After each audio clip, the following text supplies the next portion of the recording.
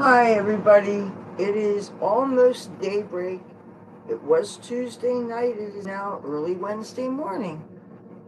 Man, you know what? After all that I went through last night, so I get to Boardwalk all, but I couldn't play there because you had some people that were by the stage first, and they had their speakers blasting that rap music. So I decided to go to Trump Plaza. It's a vacant lot now. You could see clear Pacific Avenue and even on toward the bay. So it's a good spot if you ever want to monitor the weather, see if there's a storm approaching from the west.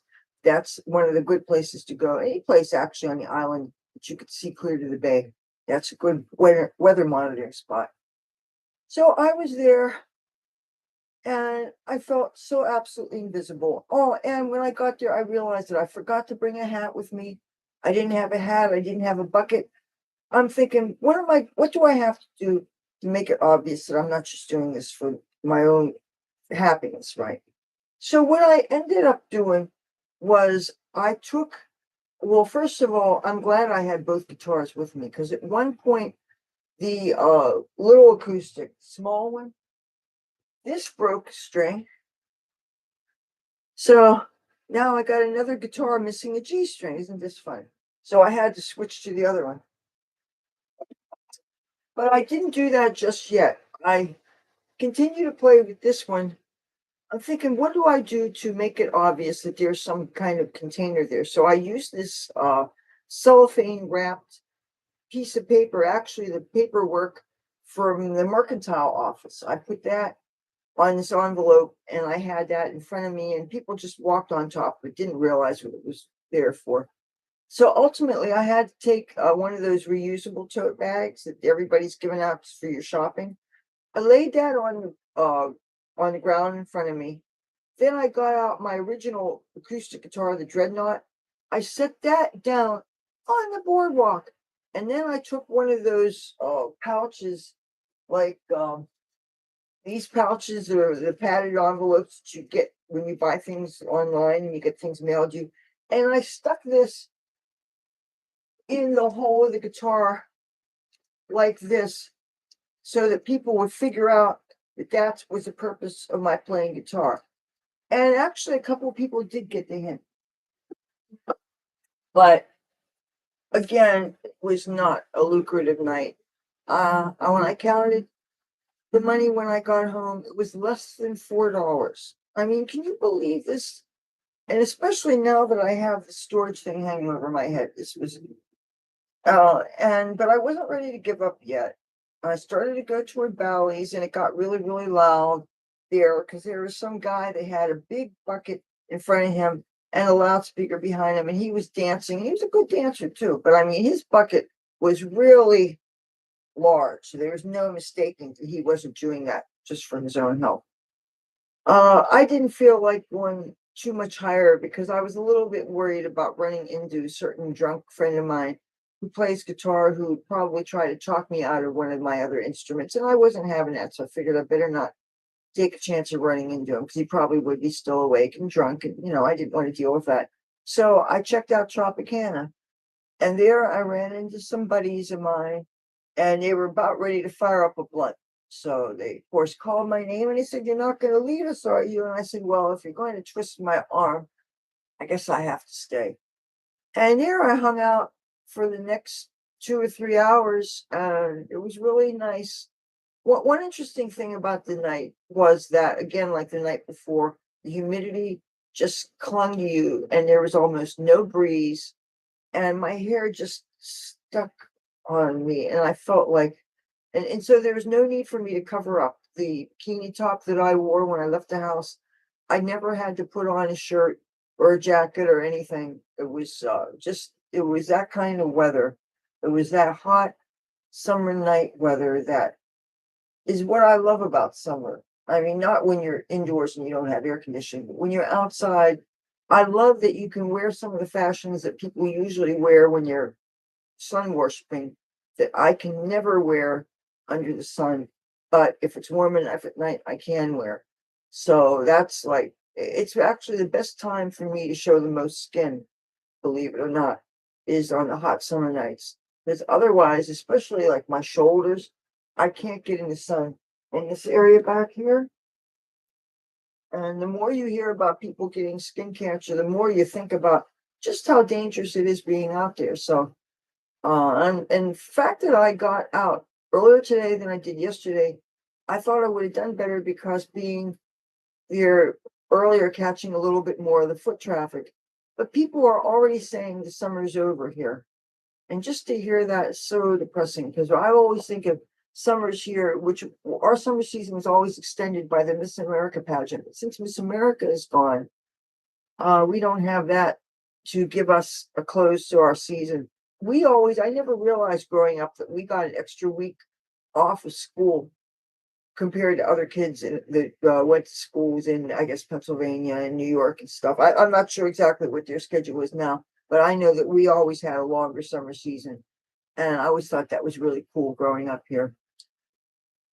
But yeah, there was a couple more friends I saw in the boardwalk today. But matter of fact, my friend Bob, who we call each other Cunty Fuck, he snuck up behind me. And at first I felt like I wanted to hit the person behind me, but then I realized it was a friend, and I've never, to my defense, I've never hit anybody on the boardwalk, even though there were a few times when I really wanted to, and it was deserving, but you got to keep it in control. But one thing that got to me today was I was trying to approach this music thing from different aspects to try to not be invisible. Like at one point, I realized that I was too much in the dark, so I moved closer to the former site of the Arthur Treachers, which was in the very front of Trump Plaza. Years ago, it was right next to what was the other store that was next to it? Nathan's Famous. I think they shared the storefront. And you know what? I never went inside to eat either one. I kind of regret that because I would have enjoyed both establishments.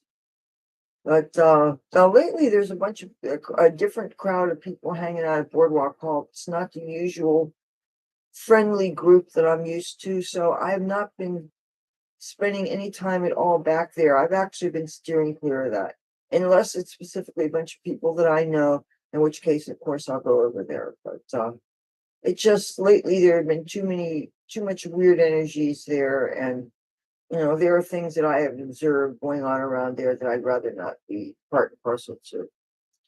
So yeah. And I'm noticing that there's still some people that are a little bit nervous about the gunshots that happened yesterday.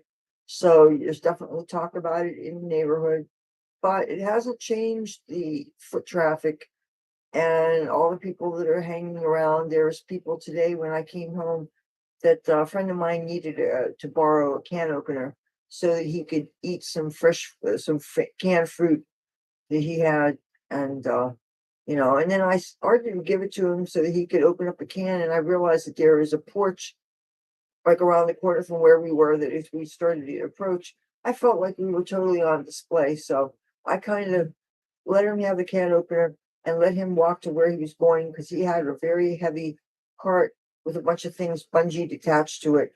And it looked very homeless. And I know that when I spend large amounts of time with people that are very, very obviously presenting in that way, then it kind of, I guess there is a guilt by association thing, and I really don't want that attached to me. I shouldn't be judged by the friendships that I have, and I want to help everybody I can.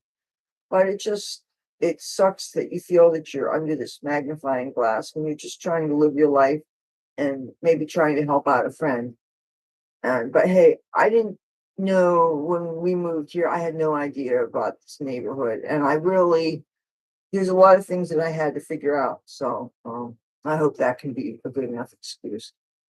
All right. I thought that this was going to be more involved. I actually wanted to go live when I came home, but I decided I just had to get in the shower, especially considering that the very guitar that I put down on the ground, then I started to play it, which means that the back of the guitar touched the boardwalk, touched the front of me. So I had to just put what I washed set aside to hand wash it. So that's how I do my laundry. And I had to take a shower. So now I feel nice and clean. And now I suppose I could go to bed, even though maybe it'd be smart for me to wait until daybreak and see if I could score some roaches walking around, because there's a lot of people uh, hanging out with their lawn chairs and beach chairs and a whole bunch of milk crates. And they're sitting across the street there, and they're sitting across here. Then they're down the board, down. They're all over, spread out, getting their end of summer on, getting their party on. Uh, you know what I'm gonna indulge in? I'm gonna smoke a little bit of weed after the fact. One of the blunts that was going around, they handed it to me and they told me to take it home. So I took the wrapper off of it because I had to put it out, moisten it with my own spit. And when that happens, you don't want the tobacco to flavor the weed. So I took the wrapper off of it and I put it in my little smoky jar. And I am going to indulge. So that way, this can still be under the marijuana playlist. I noticed one of my friends who also is a local and started watching my channel. He's been binge watching my content. He loves how everything's organized into playlists. So you can watch one video when it's over, then another one shows up. And so, depending on the interest you have, you can watch full playlists and just really, I think it's enjoyable way to watch things, especially if you have the time, you know. So I welcome you guys to do that. Who knows? You might find something you like. You might find something that you'll learn. Because I find that people love to be entertained, but they also love to be taught things. And instructional videos seem to do very well. Okay, I got the fan going here, and I got to step out of the fan so it doesn't blow the lighter out.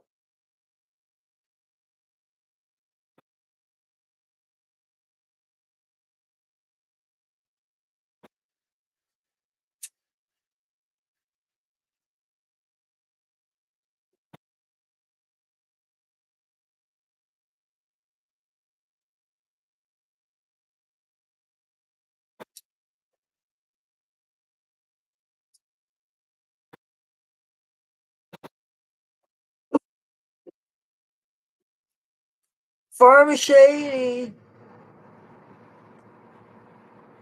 Oh, thank you for showing up. And yeah, you know what made the night good? It certainly wasn't the money. It was hanging out with friends. And also, I got to connect with somebody that I've been seeing around town who's a fellow YouTuber. And he's actually a very talented vocalist. He makes beats, he's a rapper. He shoots cinematic quality videos on his iPhone. And he showed me some of the videos he did. I was really, really, really impressed. I can't get over the kind of video quality that you get on a good cell phone. And I really like iPhone. But and I'll admit there's a part of me that's tempted because I am in the market for a cell phone, and it has to store a whole lot of data. Because to me, I'm going to be using it largely like a computer, but for creating content. So I want it has to have major storage. I would love it if it had an extra port so that I could extract videos from it, because I understand that once you shoot video footage on a phone, unless it's straight all the way through, you probably have to extract it and edit it in a computer anyway. And I've got this Windows 11 machine. Now, when I create content to it, it seems to go right into this automatic desktop file, which is fine as long as I can access it and upload it to YouTube. I was able to take a picture of this railroad crossing sign so that I could send it to somebody to upload to a sales site. So I really am trying to sell this. If something were to happen and I had it to move within a couple of days, I would need to get so much stuff out of here. And I'm already trying to arrange for people with vehicles in case some shit hit the fan scenario happens. Because I'm trying to clean up as much stuff as possible and put things away in plastic, and if I can, in glass and metal, different ways to protect whatever. And I really need to be prepared to get out of here if I have to. Plus, I still need to be preparing for a trip to Los Angeles so that I can consolidate my storage. And I don't want to start bringing things from storage back into town, but I do have some guitar parts, and I think I'm probably going to bring them back because I think they could be very useful. And who knows, maybe some people I know might really have a need for them. And if it's worth it to you, that you would remunerate me with something when I bring them back. But I know I have a bass neck and I know I have an electric guitar neck. And I think I may have some headstocks and tuning gear or whatever. But I mean, I'm talking about something I haven't seen since before 9/11, so I don't have a very strong recollection, but I know I have things like that in my storage, and they need to be retrieved from there. But I need to shove everything into one. That won't solve all my problems, but it'll cut my rent in half.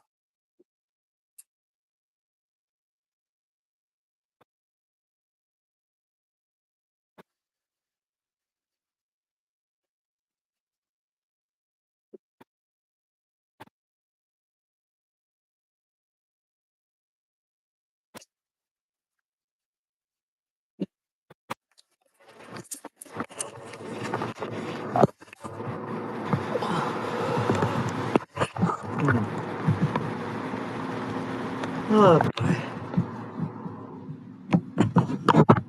I wanted to show a close up of my makeup before I close off the stream. I actually was very careful when I took my shower not to get my face wet.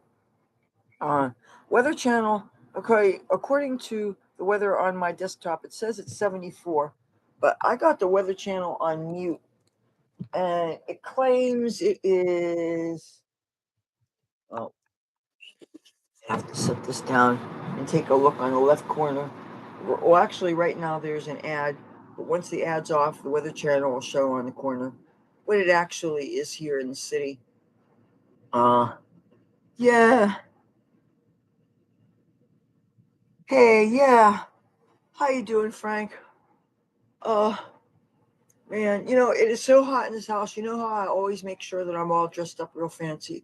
I actually, to do a stream bare-legged, I'm not wearing my usual garter belt and stockings. It's just too hot.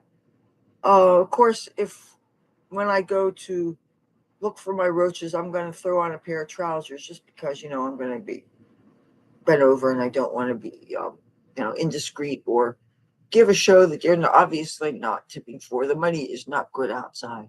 Oh, another thing I want to mention is really, if it's true, it's very disheartening. One of my crackhead friends, buddies, acquaintances, whatever, the one who I let use the can opener, he was telling me how much he makes just begging. He literally just comes up, he hangs out in the boardwalk and he begs for money. He's trying to convince me to stop playing guitar for money, and he thinks I should just ask people for money. And I try to explain to him that I find the whole concept very degrading and very demoralizing, and it's not me. It just screams, every part of my body screams no. It's like any other vice, and I don't need to tell you what other the main vices are there are for a person to do, and especially for a woman to do. All that stuff is very repugnant to me. It seems to me that begging is the number one way that people make money, and I refuse to believe that. But in the same token, I don't want to spend hours doing a job that I hate, that I can't look like myself, that I can't wear the makeup I like, that I can't put colors in my hair. I don't want to work a kind of job like that. And I don't want to work, say, in a hot kitchen around food where they're blasted at obnoxious pop radio music like all the pizza places seem to play, and then you have to smell that cheese and all that, and then I one time even I was open-minded enough to consider, because I was here in this one place was paying $15 an hour cash under the table, and I saw what it was they were doing. I was trying to think, can I see myself doing any of the jobs in this place? And there was honestly nothing that I saw myself as qualified for. And sure, you could learn to operate a fryer and you could learn to operate these different things, and that really did not appeal to me, because you were in this real narrow hallway of a kitchen blasted by all these heating devices. And I mean, it looked like the temperature in there was hotter than it even is here. in my room, and it'd be blasting with that obnoxious pop music, that the very stuff that I'm avoiding hearing so much. Most of the stuff that's out today, and for the past 5 or 10 years, I've deliberately avoided. I don't want the earworms to in poison the musical ideas that I already have, because that stuff can be real catchy. And there is like scientific reasons why they uh write this music in such a way to be catchy and to get stuck in your ear, and very things that I don't want to pollute my melodies and my chord progressions and the ideas that I've been playing around with for ever since, really, before I broke my this pinky finger and I got all flooded with all this creativity and stuff. And I want to keep it as pure as possible. And that means not having these unwanted influences, influences of things that you heard growing up is one thing. You can't help what you grew up with listening on the radio, but uh you know you just and I'm sure that I'm not the only person that's especially sensitive to these things, but my sensitivity is because of my creativity, and that has to be protected. I am going to do that even if it makes me take a financial hit.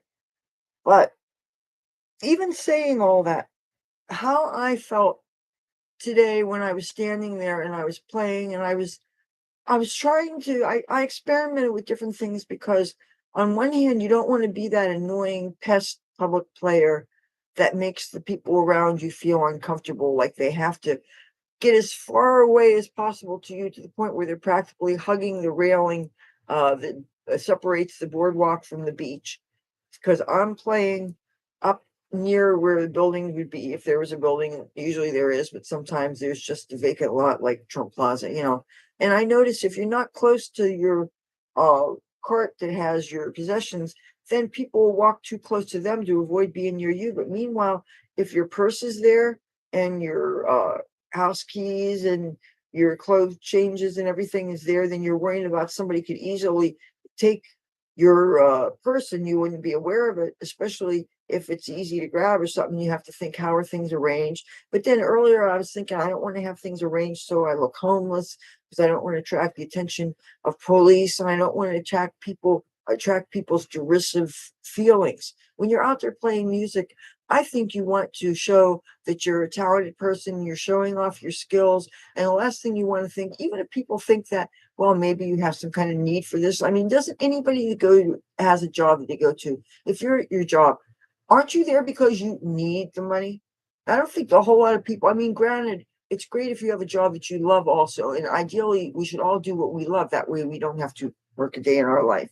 And for the most part, I've tended to work creative, fun gigs. The radio station job was fun. Even the bookkeeping part, that was fun, because my boss had a similar system. She did things the way that I would have done things if it was all up to me. So it was very intuitive. And I took pride in getting up in the morning and getting dressed and going to work every day. And every day I came home, there was cash. And then the food that the advertisers would send us was so good. Especially if you work around Christmas time, every day they would get lunch by some different advertiser. And then, oh, and they had a coffee machine that had K cups. And K cup coffee is like twice as strong as I think most people brew their home coffee. So I could put one pot in and I could put another course of water and I'd be fine. And yeah, and they had so many different flavors, and it was all so good. You got to learn about different kinds of coffee too. I learned a lot that job, and then the public appearances were a lot of fun. One time they gave me a guitar shaped dress, and they had me working at the beer and music festival, and I was at the entrance to and inside this like a backstage area that we hung out in, and anybody could hang out in. And they had these big beanbag chairs, and the walls were lined with LP record sleeves, just like in the radio station itself for WZXL. That's what this was for.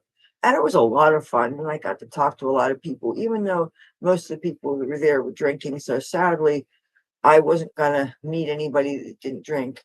So that part of it was sad, seeing all those people drinking alcohol when it's the sort of thing that maybe only people who got sober understand. You see the things you used to do, and well, beer was never my thing. If it was a cocktail convention and I saw all these people drinking cocktails that I kind of missed, oh, this thing tastes real good, and this person is really attractive, and they're drinking a Cosmopolitan or they're drinking a Long Island iced tea, then that might even be very slight trigger. But by trigger, I don't mean it makes me crave it. It just makes me think, I remember how that tasted.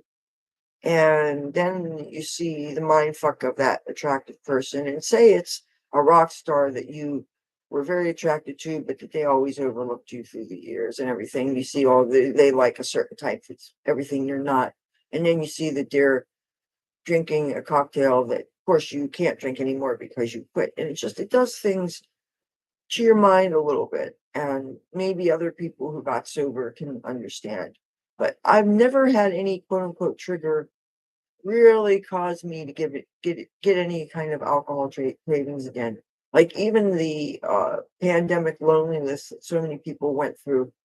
I live close to liquor stores. Atlantic City, you can't throw a rock hard without hitting a liquor store or a bar that's open 24 hours a day. And most of the bars sell packaged goods. So you can buy bottles and stuff and take them home. And I don't know how it is in a lot of other areas, but that's been legal here since before the casinos. So alcohol, I guess, because Atlantic City has a tradition of being a place where you can find so many things, you know. But I never succumbed to that when I was upset during the pandemic, when many of my brothers and sisters did. And now that I'm discovering all the interesting things that this neighborhood has to offer, I'm glad I'm firm in my clean off the hard drugs, because man, if there was things I was inclined to do, it's so easy to get things here. Ironically, one of the harder things is to get weed, especially if you want to get it for free and you want it to be good stuff. So that's why I have been content to scrounge the roaches and hang out. I'll do things like I'll check my mailbox much more frequently than I have to when I'm looking attractive but not sexy. Like, well, and that means different things to different people. But by that, for me, I mean that the things that I wear around the house because it's so extremely hot, I feel like I should cover up a little bit more when I do things like check the mail or go check up the drop off point. Unless, of course, I'm coming back legitimately from my playing guitar, in which case my clothes are my clothes, and I'm not worried about being overly provocative, because how I am is how I am. And I know that my intention for dressing the way I am has nothing to do with being provocative. It's just I like certain aesthetics. And I don't see why I should change just because I may be in a rough neighborhood or something. Why should I change to conform to other people? That's kind of like a subtle way of obeying somebody when they try to tell you how to dress. And I've been in abusive relationships before where I had people try to tell me things, and now I'm not going to put up with that. And if I wanted a job where I could wear what they tell me to and I wasn't happy with it, I would have done that years ago, and I'd probably have a bank account and lots of money and probably wouldn't be living in this situation. But that's not the way it is. So, but when I go outside to just like hang out and catch some air, then I will maybe, well, definitely I'll make sure that I'm wearing underwear in case the wind blows or something. Because sometimes people are sitting on the ground and you have to think that they could be, where their head is. So I'm aware of that, especially if I think that I want to pick up anything off the ground. So sometimes I'll throw on a pair of those Daisy Duke shorts and whatever top I'm wearing. And sometimes if people see me out enough, sometimes one of the people who sells weed, sometimes they say, hold out your hand and they'll give me a little bud or something. And it doesn't happen quite as frequently as I would like, but I would say it happens at least 2 or 3 times a month, or at least twice a month. So, and again, I'm grateful for that. But now when I just inhaled, I hardly felt a thing. And I believe this is cached. It's all bye-bye. I'm gonna take a look outside and see if I see any daylight. You know what? I do see a little bit of color.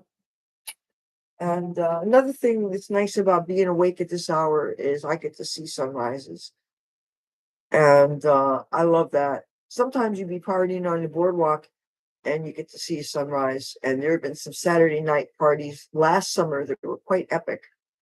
But I noticed with tonight, when people left, it was like I was with this group of people, and then all of a sudden, I was hoping to be able to get access somebody's internet so that I could tune my guitar.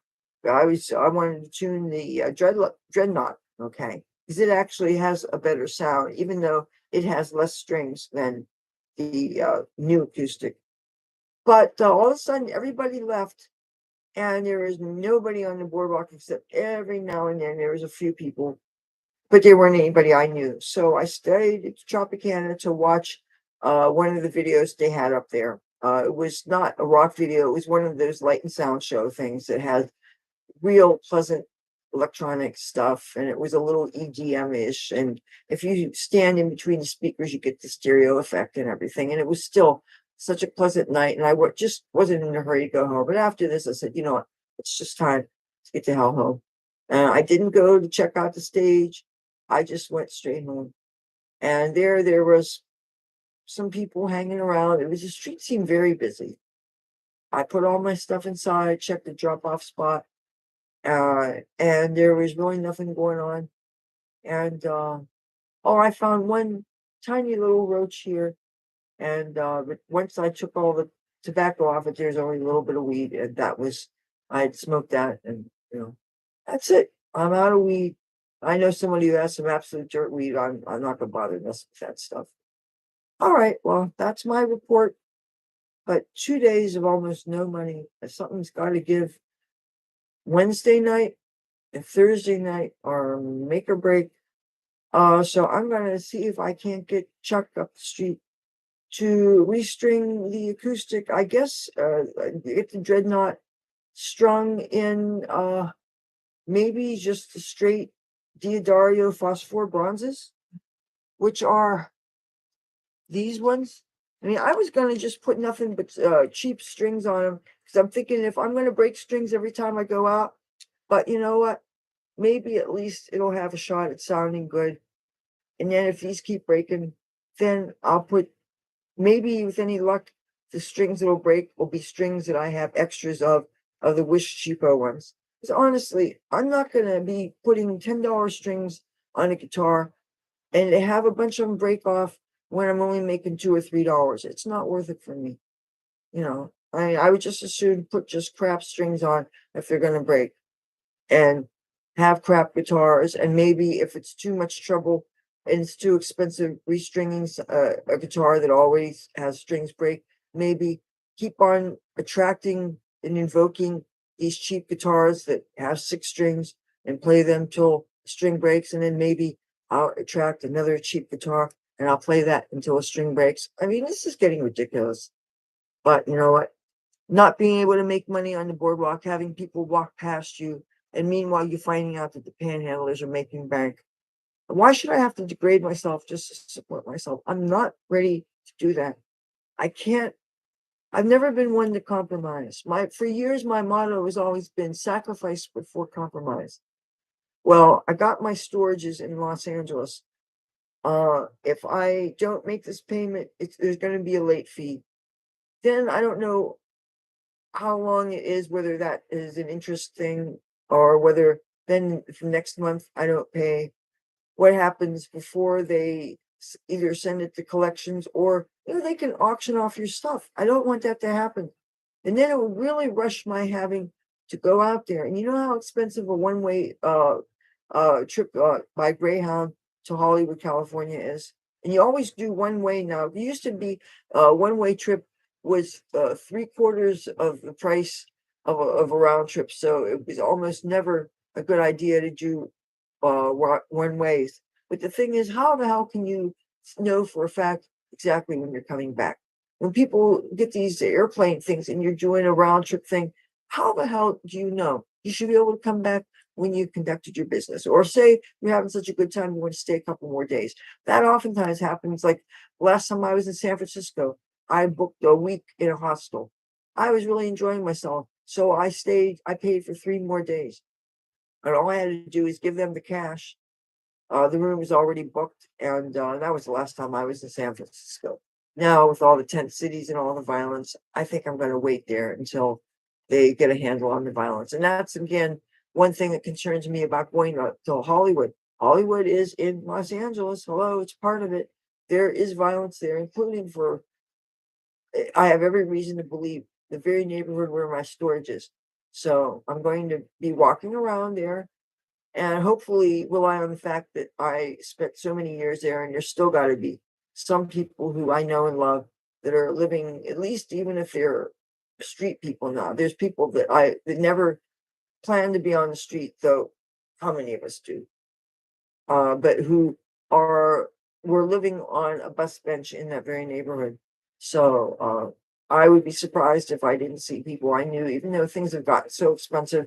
People that lived in Hollywood, a lot of them are now or moved to downtown LA, but downtown LA is no longer very, very much less desirable. People are oftentimes willing to live in higher rise buildings, even though with earthquakes, I don't see how that makes any sense. And I certainly don't see how it's comfortable. And plus, if you need to evacuate quickly, the higher up you are, the longer it takes to get out.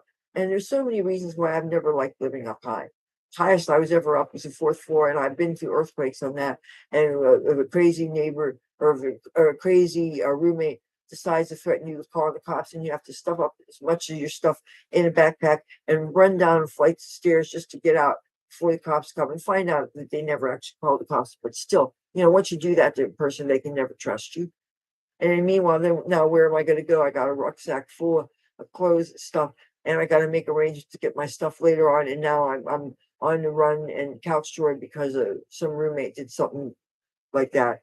So that's the thing. You always got to, that you're vulnerable to when you're couch touring or whenever you're staying with people where somebody's got a little mental illness. You never know. Or if all of a sudden somebody starts making moves on you and everything, you got to get out of there because nobody wants to sexually harass. And I had to dodge that with people that were friends, and all of a sudden turned into this where I had to they literally chasing me around the house. It was, uh, and it's something a lot of women go through, I'm sure. But yeah, so I'm probably going to need to get to LA. Once the weather starts getting crappy here where there's no money, then I won't have to think that, well, I'm missing out on money by not being here. If the people are already saying that the summer's over, but I need to pay for the storage, and I'm not flying. If somebody offered me a plane ticket, even first of all, I don't have photo ID, so I can't fly legally unless it's a non-commercial aircraft. Maybe I guess you don't get carded if you're on somebody's little charter or whatever. But I don't fly anymore, so I wouldn't get in the air even if you offered it to me. I have a fear of flying, and I would love to take the train, but again, I don't have photo ID, so I can't get on the train. So it has to be a Greyhound bus, and I don't know that I would be too willing to take a chance with a ride with a bunch of strangers. Because what if somebody decided to get drunk or something? Uh, I had a chance to get a ride to San Francisco one time. I'd already taken the green tortoise bus, but if I had decided to get on a ride with them, they ended up crashing their car, and two people died. One became a paraplegic, and yeah, I could have been in that car, but sometimes it's better just to spend the money and know that it's a much safer way of getting someplace. So yeah, I'd be fine with Greyhound. You've got to think of how long it takes there to get there. 2 full 24-hour days plus 19 hours. That was the fastest route, which was a more central route. And I definitely want to route through Las Vegas because Vegas is a lot of fun. The food is really cheap there, even though now not as cheap as it was when they first kicked the mob out.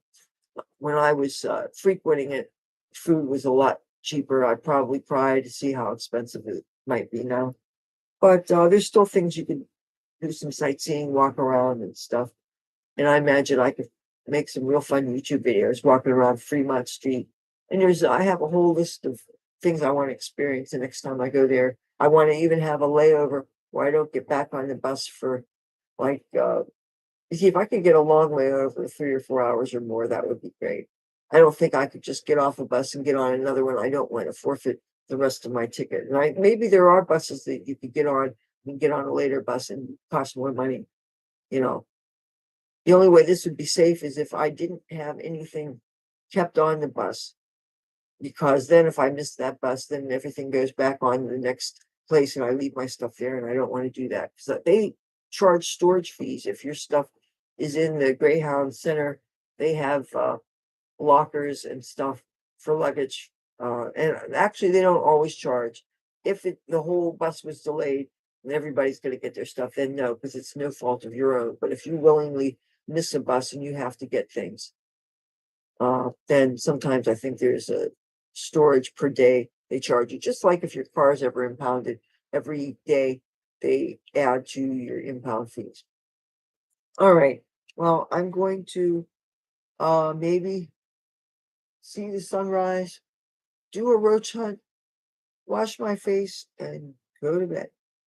And I will talk to you guys shortly, whether that's tomorrow night or whenever. We will talk. You guys have a good day. Be safe. Bye bye.